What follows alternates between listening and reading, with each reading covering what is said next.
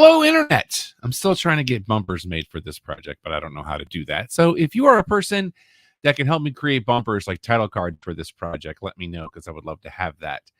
If you're joining me for the first time, welcome. My name is Rob. I am the executive producer of the Clubhouse podcast, live Thursday nights at 8 Eastern, 5 Pacific. You can find us on YouTube, on the Twitch, TikTok and Twitter is Clubhouse Show. Everything else is the Clubhouse Podcast, your one-stop shop for all things sports, entertainment, pop culture, and professional wrestling.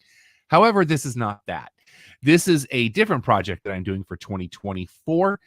And what we're doing, and you came into the right time, we're doing this nice and early, we are going through all of the films in the DC animated universe. So we did the two prequels, if you'll see this on my channel. We did Mask of the Phantasm.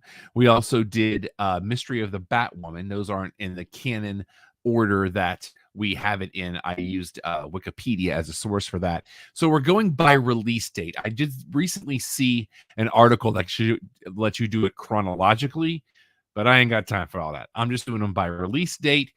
There are a total of 58 in these. This is number 2. So we got a long way to go in a short time to get there, but we're going to try to get through all of them in this calendar year.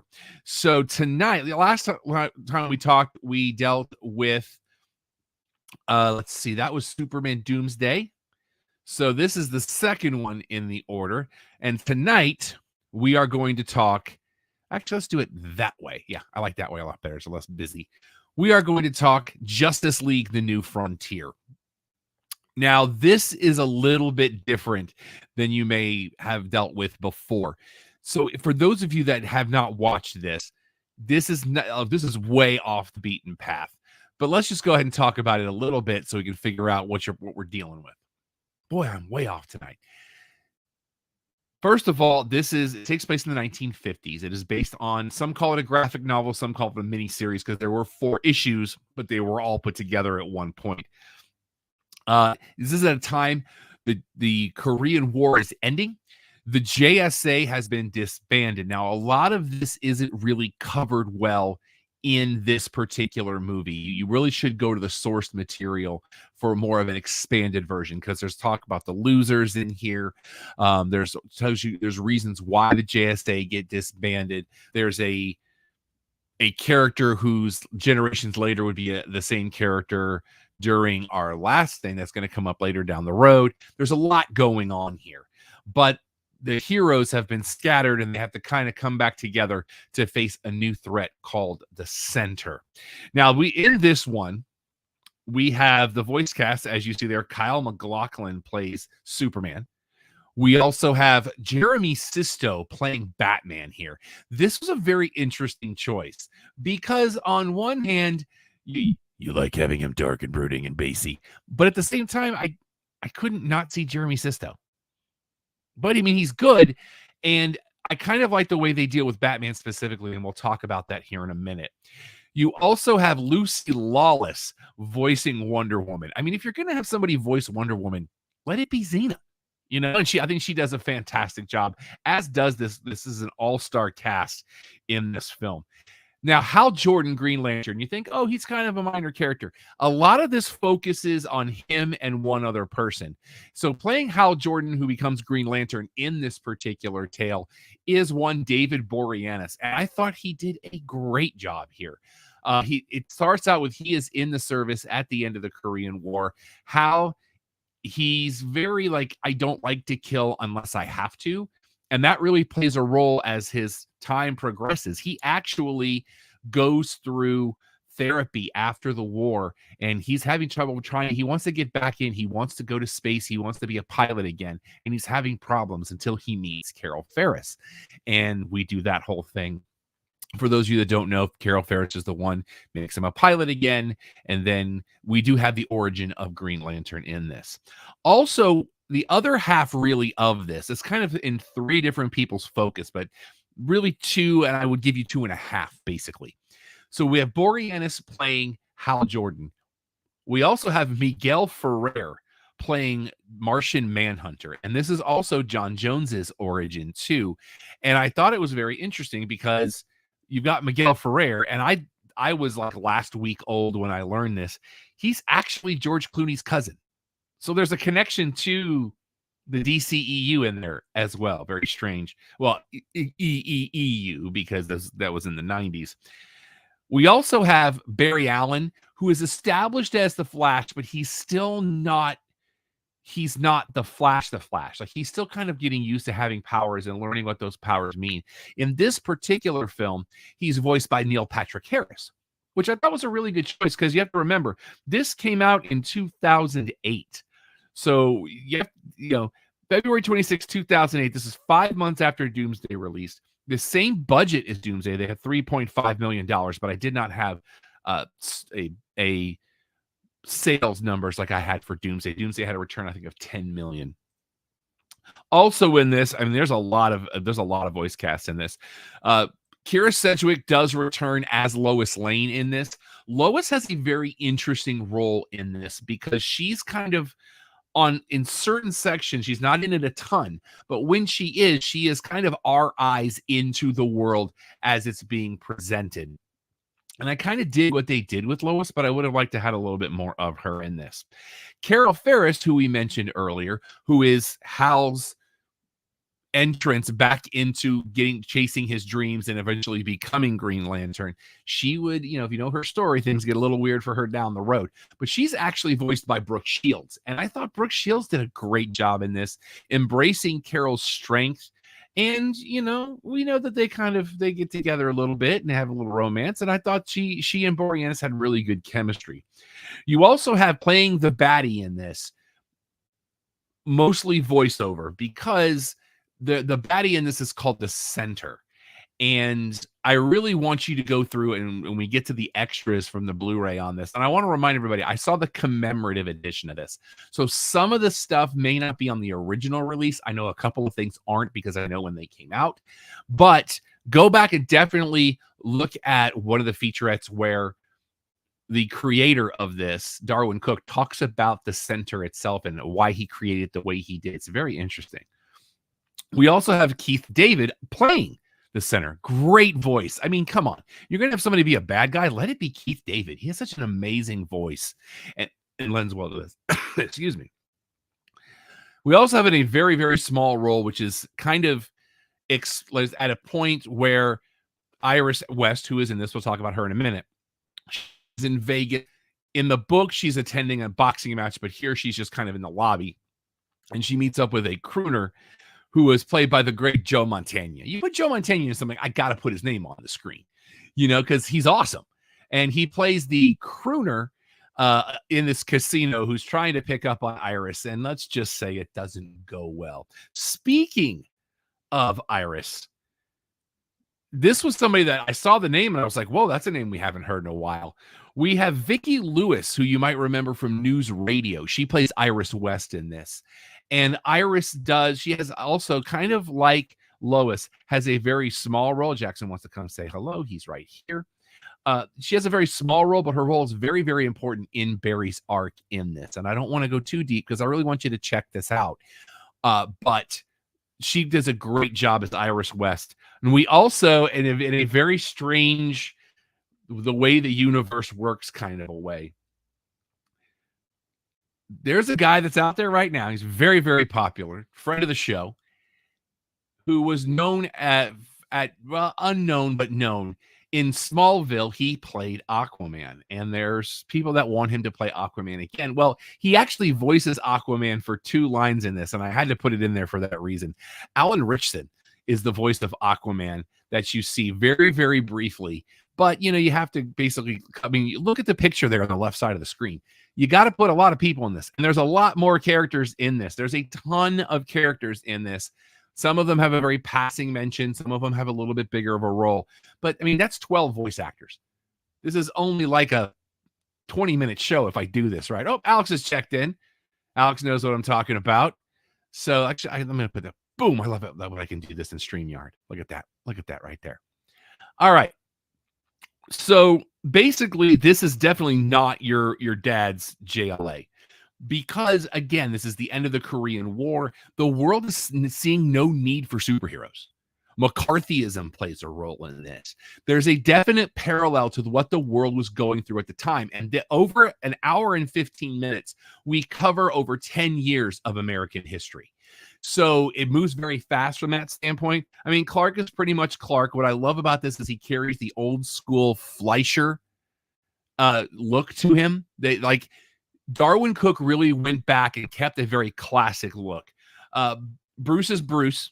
Although as the film goes on, you see his costume make changes, and it reflects how he, as a person, starts to develop, because you see the old serial version of him with the longer ears in the beginning, and by the end, he kind of has that Super Friends look to him. There's Megan checking in. She loves the cast. I agree. They did a great job. Andrea Romano's a genius. She just is. So Diana is angry in this, and she, in the very beginning, she has a very, very poignant conversation with Clark at the beginning of this, and it's really, really interesting to see. She also carries the classic look that's a little bit more armored to her costume. Like we said, John's just arrived on Earth. Barry is engaged to Iris, but he's not sure if he wants to be the Flash. But it's dark, and there are some liberties when you compare it to the source material, and I would implore you, check out the source material for on this, because it's a great story the way it's told. And the New Frontier comes from JFK's speech that leads to, we will go to the moon and we will do the other things, not because they are easy, but because they are hard. The very end of this film is basically taken directly from the source material, art style, and the whole nine. It's absolutely gorgeous. And I really, really enjoyed getting through this. It is based on the mini series of the same name, and I'm going to show you what it looks like so that when you go to pick it up, you can see what you've got here. This is the graphic novel cover of all 4 issues. There are 4 issues. All 4 covers look amazing too. Darwin Cook said himself that he was a little apprehensive when this was being done, and he was actually, in his words, thrilled by the way it came out. He was worried that they would go away from his style, but it is a little bit of the DC style, the traditional DC animated style, and his style at the same time, and I really dug that about it. From a continuity standpoint, do we have continuity? Negative, Ghost Rider. There is no continuity to this. This is its own thing, and they talk about that a little bit on some of the special features, how he drew upon the character designs from that time, because back then it was more the JSA. The JLA wouldn't come until the 60s, but the way he deals with the characters is very, very interesting, especially towards the end when there's like an animation montage and some homages to some very classic Justice League covers. This thing, I remember I got the commemorative edition. So I don't know exactly what the commemorative edition has that the original release in 2008 has. I also have the steelbook. It's a gorgeous steelbook. I showed it to you last week. But let's talk about some of the things that are on there, because there's a ton of stuff. The first question we always have to ask, is there commentary? There absolutely is. There are actually 2 commentary tracks on this.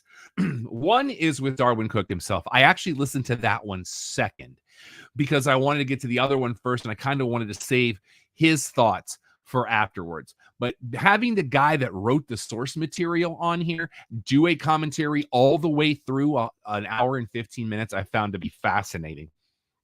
And he does a great job talking about the additions and subtractions and why some stuff got in and some stuff didn't. Goodness mercy, excuse me.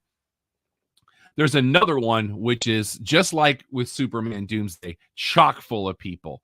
We have director Stan Berkowitz, Bruce Timm, because Bruce Timm, Andrea Romano, because Andrea Romano, writer Stan Berkowitz.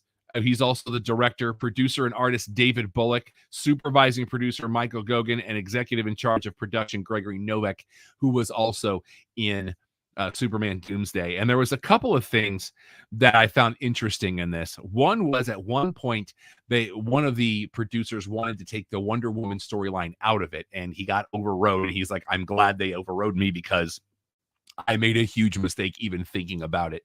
The other thing was that with Keith David voicing the center, there was talk of him having a child's voice instead of somebody like Keith David because of the nature of what the center is and what it develops in. And they decided no, they wanted it more sinister. So they went with Keith David, and I thought that was a good choice as well. From a featurette standpoint, there are 5 of them, just like with Superman Doomsday. The first one is called Retro Action Cool, and it is the story of Darwin Cook, and it's about 45 minutes long, closer probably to an hour. One thing I didn't know was originally when he had sent his artwork over for the first thing that DC saw him, it's called Batman Ego. Check that out as well. They called him to turn it into a book, and he couldn't at the time because he is one of the guys that worked on Batman Beyond. And so that's delayed his first thing with DC. It is in high definition. Everybody talking about him. He did pass away in 2016, which is probably right around the time that they did the commemorative edition for him. But it's a really, really good look at who Darwin Cook was and how uncompromising he was.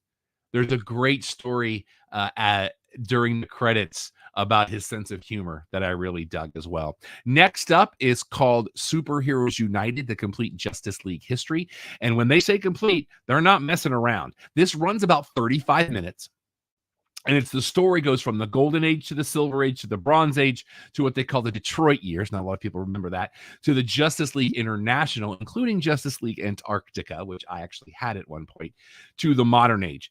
It is in widescreen, but they definitely shot this for DVD and not for Blu-ray. This one and the next one are very 720p, if you will, but they're still great to go through that history with some of the people that were part of it and talk about how the Justice League became the Justice League and then didn't and then did and then didn't and so on and so forth. After that one, I think one of my more favorite featurettes I've seen overall is called The Legion of Doom, The Pathology of the Supervillain. This was really cool. It's narrated by Malcolm McDowell, first of all. Come on. But it's also got that same quality as the other one, but it goes through the entire, the major players in the Legion of Doom, because if you know anything about the Legion of Doom, not the Road Warriors, completely different Legion of Doom, there's a ton of them, but it goes through the big ones and the ones that have adversaries on the superhero side. Some of it's very quick, some of it's not, leading, of course, all the way up to Luthor and how that worked. But I really thought it was really cool. It runs about 35-40 minutes as well. Definitely a must-see if you like to dissect Blu-rays like I do. Next up, we have comic book commentary, Homage to the New Frontier. This is narrated by Darwin Cook, where it's more of a high level of, we did this in the movie, and he compares side-by-side movie to the comic at a couple of points, which is kind of neat. But he talks about why they took out certain things and why they didn't. And, there's one storyline that he wishes they could have kept in, but there was a mention of it in like a newsreel so that it could still be represented. And I thought it was really, really great. And then this is definitely shot for the DVD, so be prepared for video quality there. Lastly, there is a sneak peek for what they say the next thing is. But remember, this was the commemorative edition, which came out 10 years after the original release. So that would not be the next one we're going to deal with. That one's going to come way down the line. So I'm not even going to tell you what it is, but I know what it is. And it's when we get there, I'm going to have some very hot opinions about that particular film. There are trailers, and this is one of those, as I said, when I put Doomsday in, it went right straight to the menu. There were no trailers like you have leading up to the menus. This one does. It started before the menu with the commemorative edition of Wonder Woman that would come out 10 years after the release. And it also had Batman and Harley Quinn. That's coming much, much later as well. Inside the menus, there were a couple as well. We had Injustice 2, the video game, so you can see when the commemorative edition came out. Great trailer. I can't play those games, but man, I love to watch people play them just because they're awesome. And then you also had the Justice League film trailer, which you watch that trailer and you're like, oh, there was so much potential there. And there's a great YouTube channel out there right now called Bullets and Blockbusters that I highly recommend, that talks a lot, has an entire video about what that Justice League trilogy was visioned to be versus what we got. That's a great channel. I highly recommend it, as well as Secret Galaxy, if you're into things like just any kind of animated series from 70s, 80s, 90s. They do really good work on those mini docs as well. Did not mean to do those plugs, but I'm here for it. So let's see what else we need to know. Next up, let's rank it. It's only the second one. I would actually put this just a tad below Doomsday, just because I feel like now, if they did this now, if they had waited to do New Frontier until now, I think it would probably be better, because the DC animated universe is now at a place where they can pretty much do whatever they want. And they're just, here's the checkbook, do what you need to do. I think if they had a little bit better budget and could have done more with the story, maybe stretch it to an hour 30, an hour 45, to get some of the real meat and potatoes that we missed from the graphic novel in there, I think it would have ranked it above it. But right now, Superman Doomsday edges it out by just a little bit as we rank these. And of course, the rankings are going to get higher and higher because we've got a ton of these to do. So that being said, let's talk about what's next. Next up, and I'm going to try to watch this weekend. I will actually be on the road next week, so I won't really be able to, unless I can dissect the whole thing this weekend. Maybe we'll do one next week. We might do one after I get back from my trip next weekend. But next weekend is one of Megan's favorites that she and I talked about offline. This is next in the chronology of the DC animated universe, and it is Batman Gotham Knight. I am very much looking forward to watching this. This is an anime style Batman story that's got multiple directors, so you have multiple visions involved. This is actually included in the Batman anniversary box set that I bought a couple of years ago, which was the kind of the genesis of this project. And then I decided, well, I got a whole bunch of them, so let's just do all of them. I'm very looking forward to watching this. People have asked me about stuff like Sub-Zero or Batman Beyond Return of the Joker. We may do those as one-off download, but right now I just kind of want to get caught up so we're at least back on track. So Gotham Knight will be the next episode we do, hopefully next weekend. Don't hold me to that, because if you do, I won't disappoint you. So you got that going for you, which is nice. If you like what you're seeing, if you want to give me feedback, I love you do this that the kids do with the mashing and the subscribing and the things. Share the video. I have no issue with it. We're going to do this. I've got some more. Alex piping in. He says he loves Return of the Joker. Just saying. I will tell you, there is a really good, I don't remember if it was Bullets and Blockbusters or not, but there is a great YouTube video out there that, and I don't think it is, I think it's somebody else's channel, that talks about, there are actually two versions of Return of the Joker, and the comparing and contrasting therein. It's a fascinating video I stumbled on earlier this week, and I'll see if I can share that out if I find it again. But do look that one up, because there were a lot of things that had to change to get that to air, and then later on there was a DVD release, but not a lot of people knew about it, and things. So we'll be doing stuff down the road coming up also in the next few weeks. If you're on my YouTube channel, I will be sharing some of the panels I've gotten to do in the last few months. I'm having to look at them and get the quality to see what we can put out there. And of course, when could we post things and when could we not, and things of that nature. You guys know how that goes. I love doing this. I hope you guys are enjoying it as well. We try to go 20 to 25 minutes a week, and we're just about at that point. So thank you so much for hanging out. Like, subscribe, comment, the things. So until next time, take care of yourself, take care of each other. And if nobody told you they love you today, hey, I love you.